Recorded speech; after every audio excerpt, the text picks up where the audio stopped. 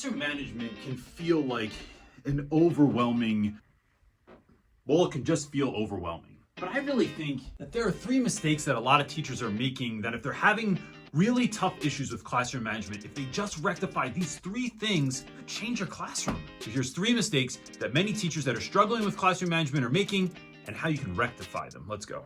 First issue here is to stop ignoring behavior. I know this is a hard one, but when you overlook a student that is talking, that is being belligerent, that said something that's out of pocket, that was disrespectful, that was bullying someone, you're not doing anything is actually doing something. And that is nonverbal communication to a student that this isn't that important, or I'm not going to do anything. Now, a lot of times this comes out of, in my experience anyway, a sense of fear of not knowing what to do, not knowing if you should do it. Like, what if this is the only time that it ever happens and it doesn't happen again? It really comes down to addressing the behavior.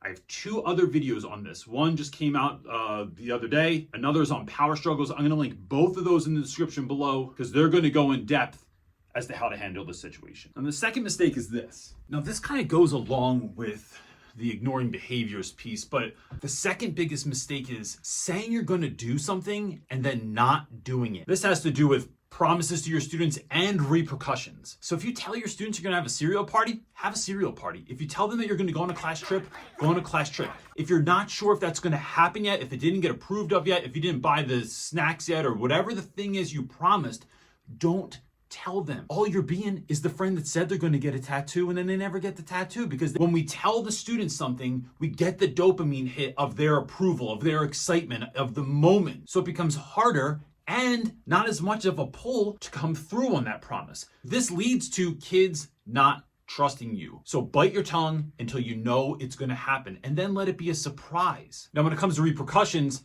teachers do this all the time too. Do that again and you're going to the office. Do this again and I'm going to take points off. If I hear one more person talk, then we're going to get, all right, last time. If I hear one more person talk, you're going to get a 0 on your set.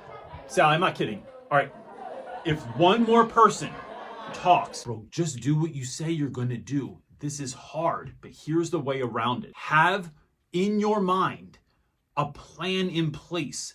So if a student talks during a test, you know what you're going to do, and it happens every single time. That if there's late work, that if someone cheats, if someone's talking while you're talking, have an idea of what you want to do and then stick to it. Oftentimes, poor student behavior comes from us not following through, not having rhythms, routines, procedures in your classroom that are going to benefit your students because they can see what's coming. It's not a new adventure every day in school. Now that I brought that up, I want to tell you about something before we get to the last point, which is a super simple one that you can do any day of the school week, and I guarantee you will see the payoff immediately. But first, when you're walking down the hallway and you see someone's class that is on lock, you may wonder, what are they doing that you're not doing? You might have those same kids in your class, but we go from cool to crazy in your classroom. One of the biggest differences between teachers that have it down and teachers that are losing their minds is having strong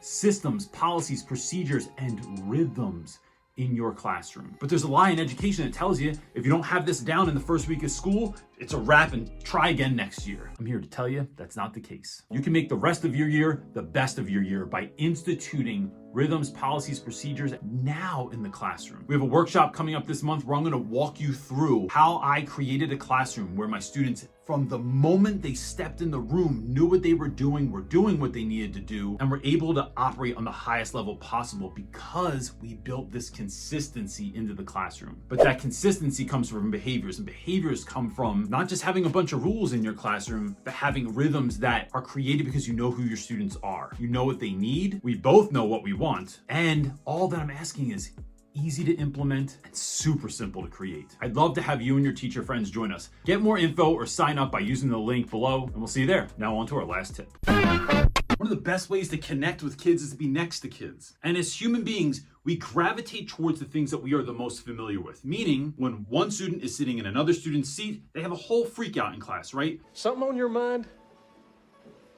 Just want to let you know you're sitting in my chair. Is that a fact? Because that is the seat they always sit in. So there's this familiarity that comes along with that. And when we want to have strong classroom management, it's about being where our students are so we can connect with them. And then that connection will carry over into your classroom. So as much as you can, Try to build in a moment, even if it starts as just one 5-minute moment during the day.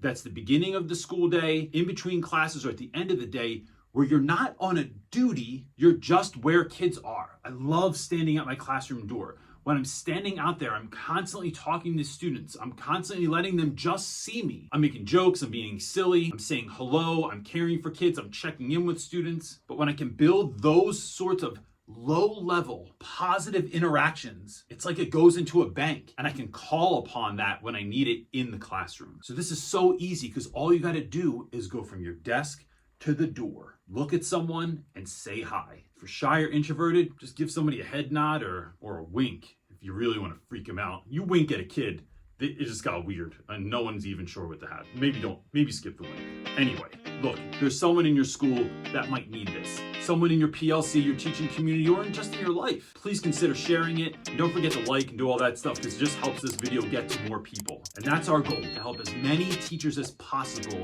to be the teachers they were called to be. Don't forget to sign up for this month's workshop. You'll find the link below. And that's it, gang. Peace.